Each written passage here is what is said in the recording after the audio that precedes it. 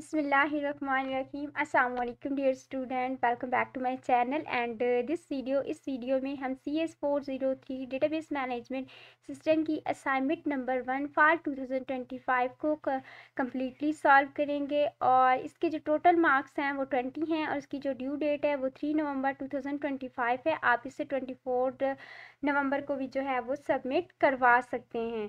सो यहाँ पे जो आपका है असाइनमेंट में ये एक सिनेरियो दे दिया गया है। इसमें वो कहते हैं कि the airplane reservation system for the XYZ airline is a design to manage a scheduling booking and payment process for an airline company. अब ये सिनेरियो आपने खुद से रीड करना है। जब आप ये सिनेरियो रीड करेंगे मीन आपने इसमें एक सॉफ्टवेयर बनाना है और वो कौन सा है, एयरलाइन रिजर्वेशन सिस्टम का। अब आपने इसमें से क्या फाइंड आउट करना है, आपने इसमें से एंटिटीज़ को फाइंड आउट करना है और आपने क्या करना है, एट्रीब्यूट को फाइंड आउट करना है। अब ये सिनेरियो जो आपने खुद से जो है वो रीड करना है। हम चलते हैं इसके क्वेश्चन की तरफ।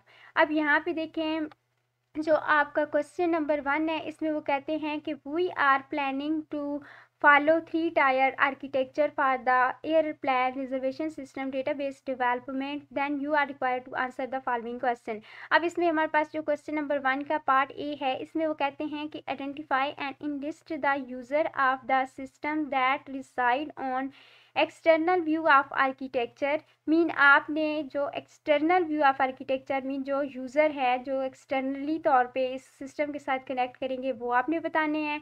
देन नेक्स्ट आपने क्या करना है कि mention the practical example of data dependency and concurrency control जो है उसकी आपने एक प्रैक्टिकल जो है वो एग्जांपल देनी है। अब क्वेश्चन नंबर 2 में आपने क्या करना है कि आपने एक क्रॉस रेफरेंस मैट्रिक बनाना है। मीन उसकी आपको इधर नीचे जो है ना वो टेबल की एक एग्जांपल दे दी गई है कि यहाँ पे आपने जो है CRM ये जो क्रॉस रेफरेंस क्रॉस मैट्रिक है वो बनाना है। इस तरफ आप जो है वो एंटिटीज़ राइट करेंगे और यहाँ पे जो है वो आप अपने एट्रीब्यूट जितने भी आपके एट्रीब्यूट हैं आप वो बनाएंगे।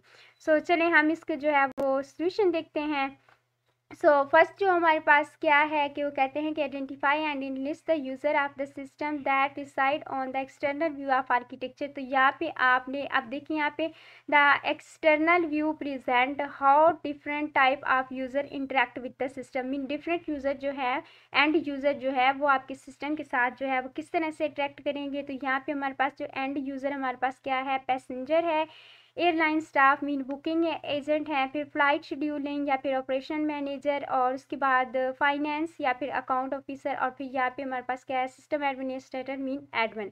अब बी पार्ट में वो हमसे कहते हैं कि आपने जो है वो डेटा डिपेंडेंसी यहाँ पे है। आप इसकी जो है वो आप एग्जाम्पल में क्या राइट कर सकते हैं कि man the database designer change the storage structure of the passenger data. यहाँ पे उन्होंने एक एग्जाम्पल मीन दिया कि move passenger information from one table to normalized structure with the separate contact detail.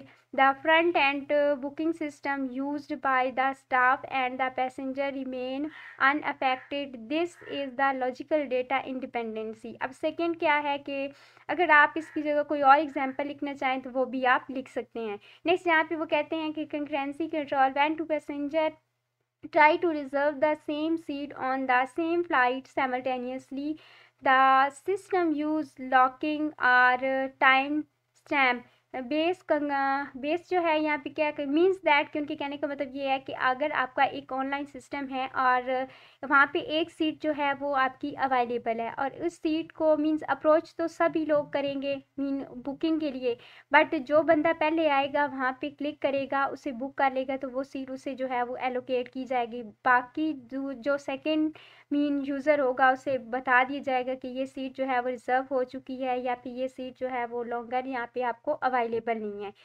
ये इसकी आ गई हमारे पास कंकरेंसी कंट्रोल की एग्जांपल। नेक्स्ट जो आपका यहाँ पे क्वेश्चन नंबर 2 था जिसमें आपने टेबल बनाना था। यहाँ पे आपका ये क्रॉस रेफरेंस मैट्रिक टेबल यहाँ पे आपने बनाना है। इस तरफ आपकी जो एंटिटी है वो क्या है, aircraft, flight, airport, passenger, reservation, staff and payment. और यहाँ पे आपने ये जो आपकी एंटिटी हैं इनके एट्रीब्यूट यहाँ पे मेरे पास जो हैं वो 7 पढ़ने हैं। आपने यहाँ पे जो है इनके एट्रीब्यूट बताने हैं। अब देखें जो एयरक्राफ्ट है उसके लिए एज अ प्राइमरी की मीन उसकी कोई ना कोई आईडी होगी, फिर फ्लाइट की भी आईडी होगी, एयरपोर्ट की भी आईडी होती है, पैसेंजर की भी एक यूनिक आईडी होती है, रिजर्वेशन आईडी भी होती है, स्टाफ की आईडी भी है, पेमेंट की आईडी भी है। फिर बाकी की ये जो यहाँ पे मैंने इसके लिए एट्रीब्यूट राइट किए हैं, आप ये वाले एट्रीब्यूट राइट कर सकते हैं। और अगर आप यहाँ पे आपको लगता है कि कोई एट्रीब्यूट यहाँ पे मिसिंग है तो आप खुद से वो ऐड करना चाहते हैं तो वो एट्रीब्यूट भी आप यहाँ पे ऐड कर सकते हैं, कोई मसला नहीं है। सो ये जो है वो हमारी असाइनमेंट नंबर 1 का कंप्लीट सॉल्यूशन है। अगर आपको किसी चीज़ की समझ नहीं आई तो आप मुझसे नीचे कमेंट में पूछें। Thank you for watching this video. अल्लाह हाफिज़।